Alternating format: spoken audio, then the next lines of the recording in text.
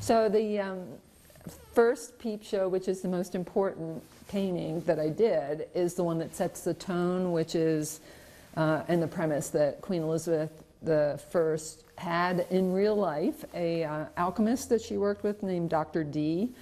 And he did things like, you know, trying to change base metals into gold, and had all sorts of, he had a laboratory, he spent time in Germany, sort of did all this stuff, but he's a recognized historical figure that was in her court. So I postulated that he was the one that made a time machine for her, because she was very curious about all these explorations that she funded with the Navy and with the seafaring vessels. So, you know, she wasn't able to do that, but in her privacy, she could enter a time chamber. So this very first one shows the Queen in a time chamber, accompanied by one of her, she surrounded herself with handsome adventurers. She never married, so she had a lot of favorites. Anyway, this is her, Walter Raleigh, standing beside her as she enters the time machine. And if you look at the painting closely, you'll see that it shows an image of the Earth, and then an image of Montana in the United States and North America, and then more specifically Montana. So it's like showing where she's heading. So that's what she's going to do. Every time she comes to Montana, she has entered the time chamber. And this one, I color-coded them so it would be easy to kind of keep track of who is what. But this one, we're jumping around in time. This is in the 1950s, and she's visiting Jeannette Rankin. And, you know, Jeannette Rankin was a political figure who went to Washington, and she was really important because it was a time when women were not in the government that way as elected officials. Anyway, she retired, and she spent time in Montana and other places. But she obviously liked having lunch at the Broadwater Hotel in Helena. There's actually photographic documentation of her at the tables there. So I had it so that the Queen was able to visit her in this 1950s setting, and presumably had a cup of tea with her. So there's actually a reference to this painting in the little booklet we were talking about earlier. This Peepshow is Evelyn Cameron, who was a British woman who moved to Montana, eastern Montana, at the end of the 19th century, and homesteaded with her husband. And she became a really important figure, not at the time she was living so much, but in retrospect, because she took glass plate photographs of the life that surrounded her at that time, including people in the agrarian circumstances and women and children and festivals like July 4th. And I used a photograph she had taken of an immigrant woman sitting on the stoop of her very modest house in the field. And I put Queen Elizabeth next to that woman, and then I put Evelyn in the foreground. So if you look through this, that's what you would see. But this is an important one because it reminds us that in order to look inside of the box, and the inside of the box is completely black. And then, so the only thing you're going to see is the paintings, and the paintings are attached to a panel in the back of the box. So I have removed this painting from its box because each of the Peepshows has an independent battery that has to be recharged. It's a rechargeable battery that activates a really powerful light. When you do this, it turns that light on and then it goes off. And we're finding that about once a week these batteries need to be recharged. And in order to access the batteries, I'm taking the paintings off of the back of the box. So that's it. But anyway, so that's Evelyn Cameron. And then the paintings that I've done in the past 2 years have mostly been inspired by the Missoula area and stories and incidents that occurred there. And this is the Chapel of the Dove, which was formulated in the basement of the Wilma building in the 1980s by a man named Ed Sharp. He was very eccentric, and he had kind of a vision. So when you paid your money to go see a movie in the Chapel of the Dove, and it was usually a foreign movie, you not only got to see the movie, but you were subjected, whether you wanted to be or not, you were subjected to this really pretty fabulous environment, which no longer exists. He died, the building got sold, the Chapel of the Dove was disbanded. It's probably part of a restaurant right now. But I was lucky enough to find archival photos of the interior of the theater. And my husband and my daughter and some friends of mine, we would go see movies there. So I went ahead and put the Queen in a row at the theater, along with myself and my husband and my daughter and my friend Suzanne. And then some other friends, the man that runs the Roxy Theater now, spent some time here and visited the Chapel of the Dove with his friend Steve. So they're friends of mine. So I was lucky to say, oh, okay, well, the Queen was there and we were too. But it's kind of fun because I was able to analyze all the components of what that guy put together to create this environment, which I don't think he would have called himself an artist, but being an artist, now that I look at it, I went, he was an artist. It just wasn't part of his framework of how he viewed himself, but it's worth documenting. And so that's kind of an example of how the paintings are allowing me, especially the most recent group, I'm sort of going, all history is important, and not just the big events like the wars or the political events or the stuff that's going to make frontline news, but the little things are very important too, especially the things that affect people in the everyday life. So this has been an example of reminding people that that existed, and it was pretty outrageous. And Mr. Sharp did not receive as much attention. He did get some attention. I mean, now I'm finding out just from my kind of research, there were articles written about him at the time, but I'm sort of excavating some of that level of personal or local history that I think is really culturally rich. So, and in that vein, this is another one of the more recent peep shows, and it's the Ardley Powwow, and I've been going to the Ardley Powwow since the early 70s, not every year, but every few years, because I've had an affiliation with the Jocko Valley and Ardley too, and I've been very attracted to the Native American culture in that area and very respectful of it.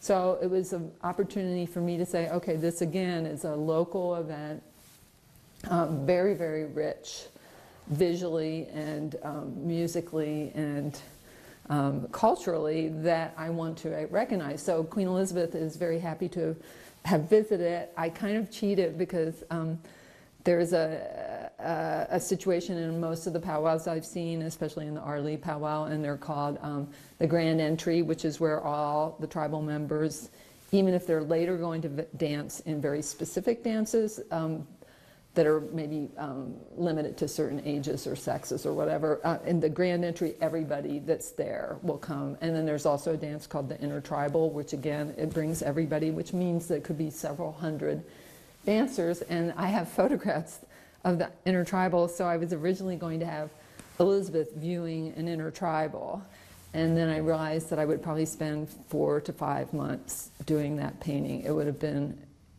incredibly time consuming, because the truth is, the more I looked at the material I had, the level of detail that they employ in their clothing, and not just the clothing but also the accessories, like what they're holding in their hands and what their footgear is and their headgear and their shawls and all that stuff. Individually, I would have just gone crazy. So I decided to, I had some good photos of the concession stands that tend to travel around to these powwows. And one I really liked, I thought it was very charmingly decorated. It's called the Sugar Shack. So the Sugar Shack not only was at the Salish powwow, which takes place in Ardley, but also I've seen it up at the Kootenai powwow, which happens up on the west side of Flathead Lake. So I decided I would have her getting a snow cone along with a Native American dancer and young woman, and then some women that are in traditional gear that are walking in the foreground. So it still took me about 140 hours, but I wasn't looking at a 500-hour painting, which would have just blown my gasket. So, but, and I'm fond of it. I love Ardley, and I love that. I just like the atmosphere there. So I think I've captured that in the painting. I'm very pleased with it. And I've found that people are responding to it pretty well. And I think, again, it's because it's local and people appreciate the connection with the Native American community. It's set in the most recent period, and I have several photos of the Sugar Shack, both from the Ardley Powwow and the Elmo Powwow. And I realized that I could have said it was in 2010 or 2011 or, you know, sometime recently. So I just kind of picked a date. But it's the most recent manifestation of her visits. What I've found is I did 5 paintings 20 years ago. And at that time, I'd been in the state about 20 years. And now the newer 5 paintings, I've been in the state over 4 decades. And so my experience of being a Montanan and sort of understanding where I'm living, certainly it was pretty good after 20 years, but it's even more developed now. So the paintings from 5 years ago, or 20 years ago, were inspired by historical events like Lewis and Clark's visit, you know, the Voyage of Discovery. That was going on. There was a big celebration when I was doing the paintings in the mid-90s. And Evelyn Cameron, there had been a book about her, so they were kind of recognizably important figures. But I think I've referred to that in my talk in the, with the group of people, that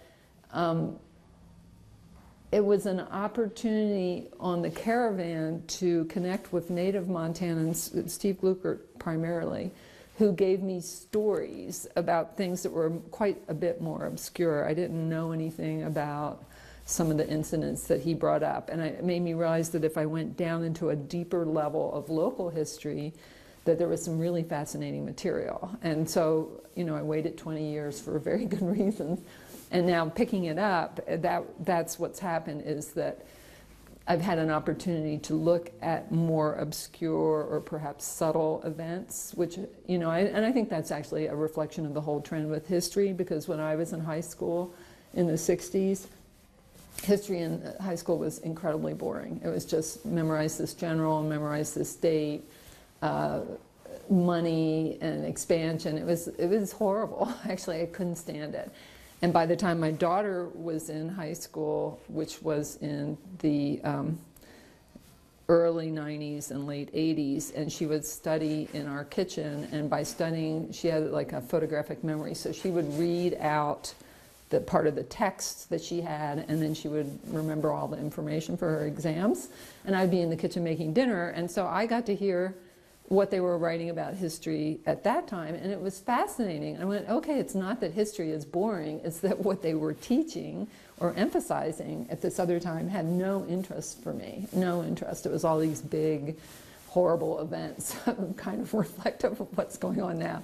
And that if you got down into like, well, somebody forgot to send a telegram, and because they forgot to send that telegram, this war occurred, or, you know, because somebody made a typo in something. Actually, Citizens United, this whole thing about allowing corporations to exist as people and having voting rights, that was an error. Anyway, I didn't know anything about it until I was in this situation where I was hearing this kind of more personal data, or what were the women doing during a siege, or how were the indentured servants and the slaves, what was their life like? Anyway, so I brought that kind of perspective more to bear on the more recent paintings.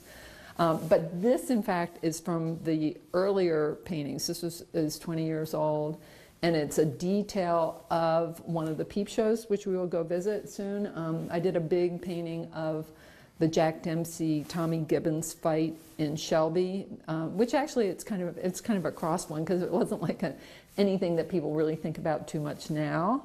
But it was kind of unusual enough, and I was taking the train in the 80s and 90s. I was taking the train from Shelby to the New York area, and I think because I was interested in Shelby, I found out that there had been this prize fight there.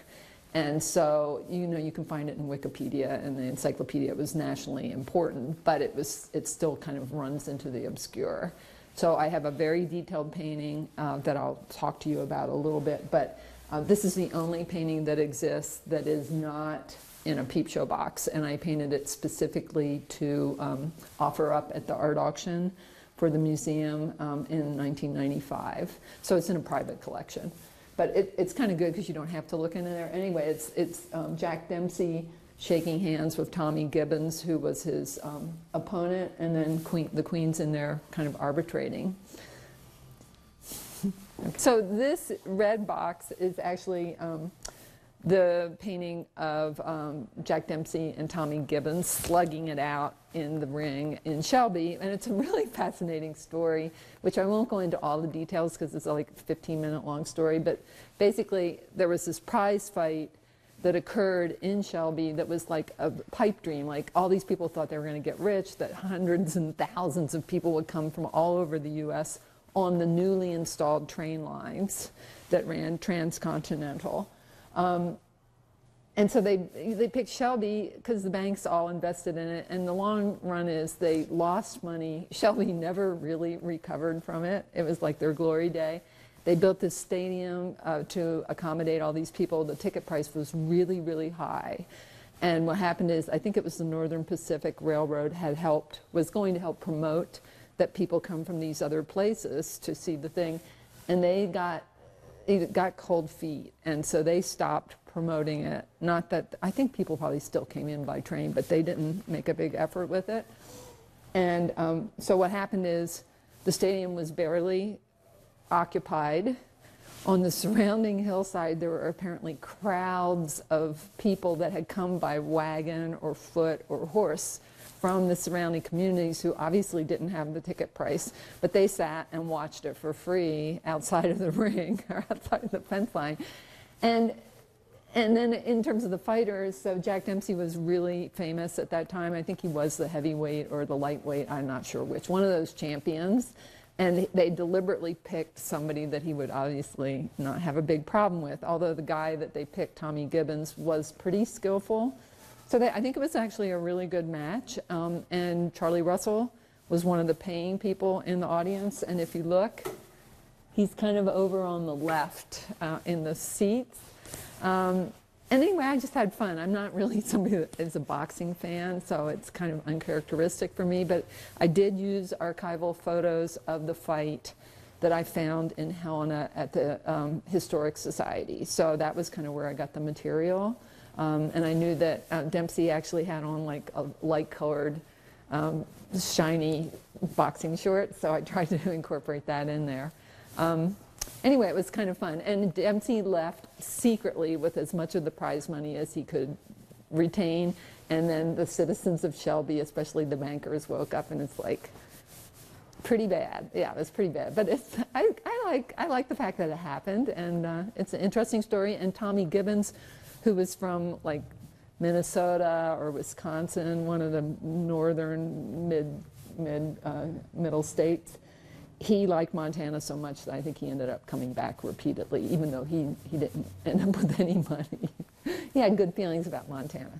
So this one is, it's the 25th Infantry Bicycle Brigade, and that happened in the late 1890s in the Missoula area. It was out at Fort Missoula. It was, again, I'm using kind of a broad brush, but basically one of the military guys decided his secret weapon would be using black soldiers, sort of in the aftermath of the Civil War, to train them to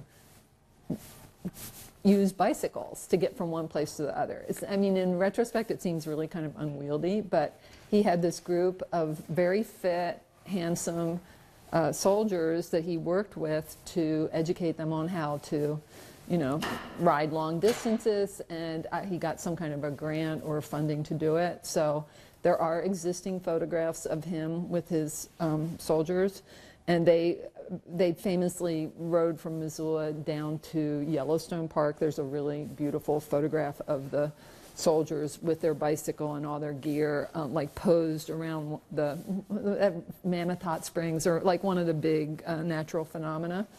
And then the height of their abilities was that they went from Montana to St. Louis on their bicycles. I think it was one way, but it had to have been extremely arduous because these are not bikes like these are not like mountain bikes like what we could use now to go long distances. I mean, there is a replica of one of the bikes out at the Fort Missoula Historical Society that I went to look at and draw so I could replicate it.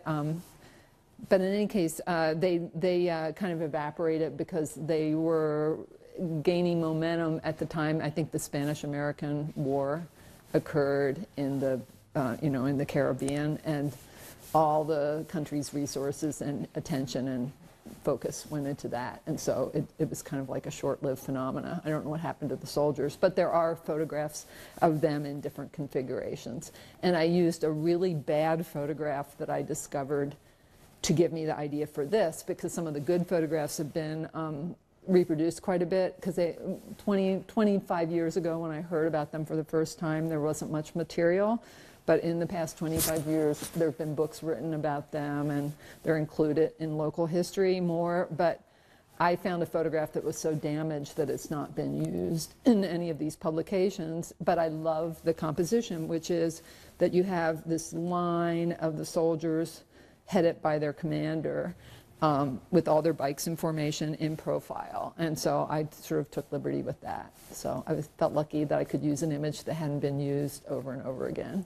So this one is titled "The Queen Elizabeth I Attends a Stump Speech by Theodore Roosevelt in Missoula in 1912. And when I did the research, I found out that Roosevelt actually came through Missoula twice during that period of time, separated by a year. So he must, I think it was, I can't remember exactly, I think he'd already been president and he was trying to move back into the political arena. And it was interesting, so I used the University of Montana's photo archives for inspiration, because it turned out he was in a couple of locations and he was photographed. He was photographed at the train station on a horse, which is a really nice image.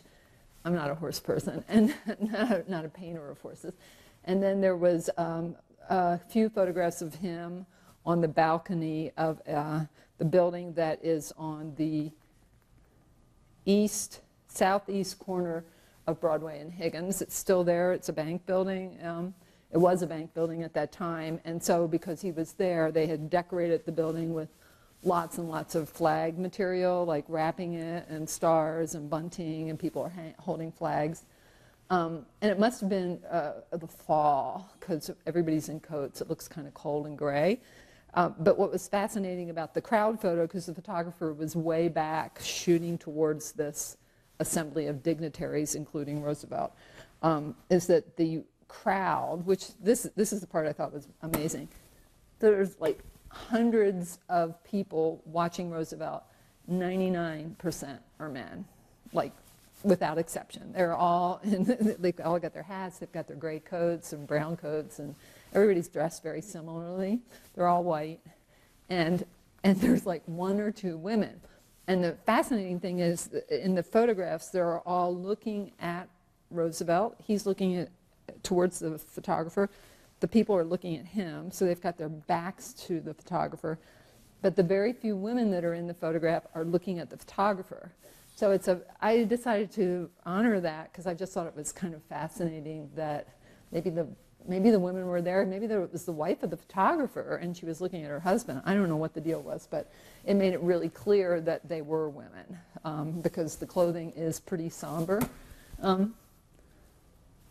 Anyway, I got her on the balcony, and that was a very difficult painting to paint, because I was painting the building that they were using as their platform, and it's all these linear bricks. And I find that if I have an organic subject like trees or flower beds or things that have a lot of curves and are natural settings, it's much easier to paint than things that are highly, highly linear and have a lot of rigid perspective lines. But this is a more recent painting, and I did want to do, this is kind of in that big category, like it would have made the front page of the paper. And in this instance, I wanted to do at least one event out of the newer 5 that was reflective of something like that it was a dignitary. But it was difficult, yeah. This is in the mid-1950s, and this is again one of the ones that was inspired by the Missoula area. I don't know how I found out about it, because I actually think maybe they actually have this parade every once in a while. I can't find any information about it on Google, so it's kind of frustrating. But somehow or another, I became aware of what is called the Pet and Doll Parade, or the Pet and Toy Parade, which is a children's parade, usually in the summer. And I don't think it's every year, but obviously it was at least once in the 30s, and once in the 40s, and once in the 50s, maybe more frequently, but I'm only able to go by the photo documentation. So there was a pet and toy, or a pet and doll parade that started out right around Higgins, where Warden's is, and then they probably went up Higgins. And there's really good photographs of the children in their costumes. They tended to wear costumes, and they would be holding like a rabbit or a dog or a toy, a doll. Anyway, the kids would dress in costumes that their parents obviously helped them with. The costumes that they wore in the 1950s are especially charming. It's like Peter Pan or a princess or whatever. So I used the photographs very heavily for inspiration, and used several different photos and kind of put things together. But one of the best parts was that my daughter and one of her best friends were kids during the early 80s, and they used to get together and put on all sorts of elaborate clothing, and we had these antique baby carriages, and they would put their cats into the antique baby carriages and then stroll around the block in high heels and dresses.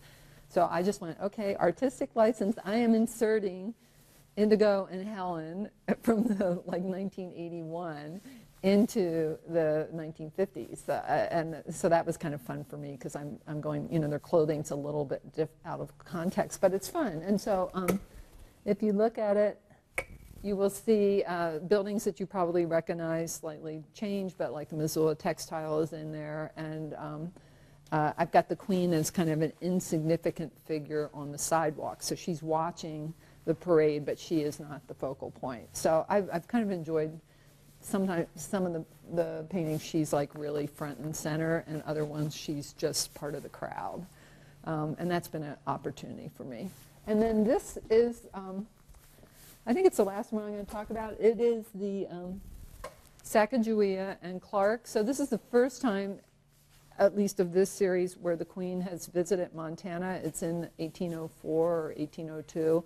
She intercepted Clark and Sacagawea when they were in the Lolo area.